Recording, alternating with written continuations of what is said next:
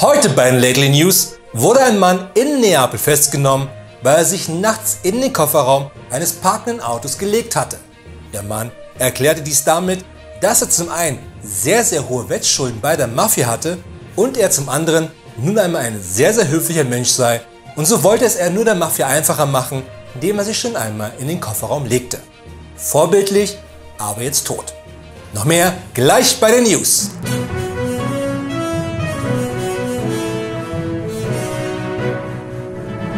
Hier ist Berlin mit der einzig wahren Nachrichtensendung dieser und der nächsten Welt. Das sind die Lately News, denn alles andere da draußen sind nur Fake News.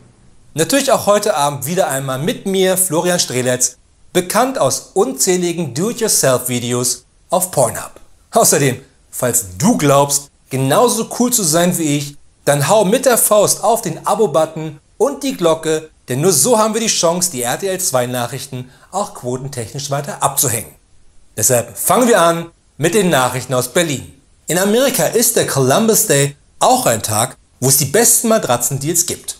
Obwohl Kolumbus eigentlich gar nicht Amerika an dem Tag entdeckte, sondern letztlich nur Mittelamerika. Und nicht zu vergessen, dass er eigentlich einen Weg nach Indien suchte und dabei eher aus Versehen über einen komplett neuen Kontinent stolperte. Ich weiß jetzt nicht, ob man von so einem Typen auch Matratzen kaufen sollte. Allerdings genau das dachte sich vermutlich ein 43-Jähriger, der angetrunken die Fensterscheibe eines Matratzengeschäfts eingeschlagen hatte, um in den Verkaufsraum zu kommen. Die alarmierte Polizei fand ihn dann schlafend in einem Bett. Leider konnte die Polizei jedoch nichts machen, denn das Matratzengeschäft hatte gerade eine Verkaufsaktion gestartet, auf denen man einen Glasschrank sehen konnte, in dem ein Kopfkissen war und auf dem stand: bei Müdigkeit bitte einschlagen. Und da sich der betrunkene Mann nur an das sogenannte Lauterkeits- oder Wettbewerbsrecht gehalten hatte, das nun einmal vorsieht, auch Werbung wortwörtlich nehmen zu können, konnten die Polizisten nichts anderes machen, als auch die anderen Fenster einzuschlagen und sich eine Runde hinzulegen. Währenddessen in Fehmarn. Schon in der Schule habe ich damals gelernt, dass man zum Beispiel brennendes Öl nur mit einem Lappen ersticken kann, während man brennendes Holz mit Wasser löschen soll. Wie auch der brennende Durst im Rachen gern von einem alkoholischen Getränk gelöscht werden kann. Leider lernte ich das alles auf die harte Tour kennen, als die Ölraffinerie neben dem Holzgebäude meiner Schule Feuer gefangen hatte und ich nun mein fast leeres Streichholzpäckchen schnell im nächsten Gully deponierte. Zu einem etwas anderen Einsatz sollten die Frauen und Männer der Feuerwehr in Bad Oldesloe, als in der Kreisrettungsstelle ein Mann abends panisch anrief und von einem Großfeuer sprach, das er am westlichen Ende der Insel Fehmarn sehen würde. Nur rief der Mann kurze Zeit danach erneut an und meinte, und das hier ist das Originalzitat des Anrufes: "Hey, sorry, aber das war gar kein Feuer, das war nur der Sonnenuntergang, lol." Total unlol fand es dann der Mann später, als ihm die Feuerwehr als Dank für seine beiden Anrufe das Haus in Brand steckte. Nur fair. Derweil in Paris.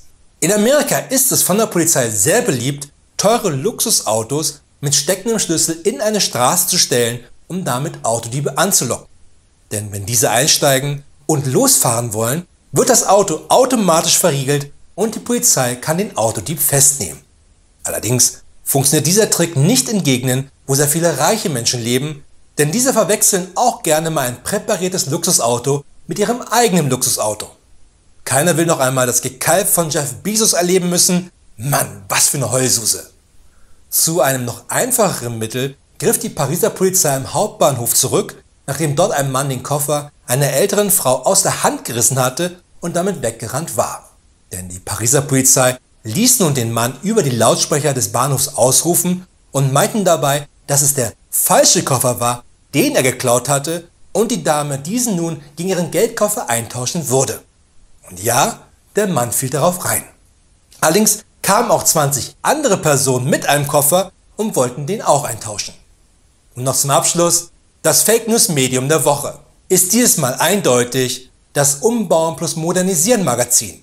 Es hat sich gezeigt, dass das Failing Umbauen plus Modernisieren Magazin nur vollgestopft ist mit Fake News.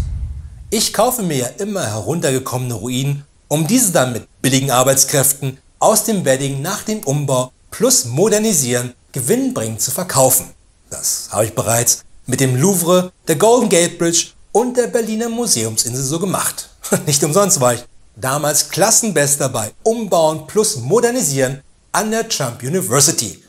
Wobei ich hier richtig erwähnen muss, dass die Trump University weder das Ziel hat oder auch nur hatte, jemals eine staatlich anerkannte Universität oder gar zugelassene Kantine zu sein.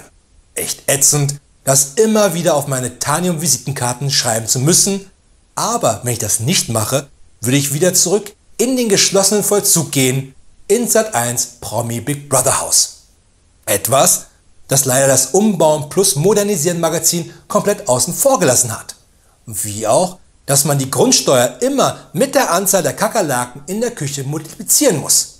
Deshalb sei gewarnt, Umbauen plus Modernisieren Magazin, die dunkelrote Lately Fake News Karte an dich und du stehst kurz davor, von den letzten beiden noch lebenden Sat.1 Zuschauern aus dem Promi Big Brother Haus herausgewählt zu werden.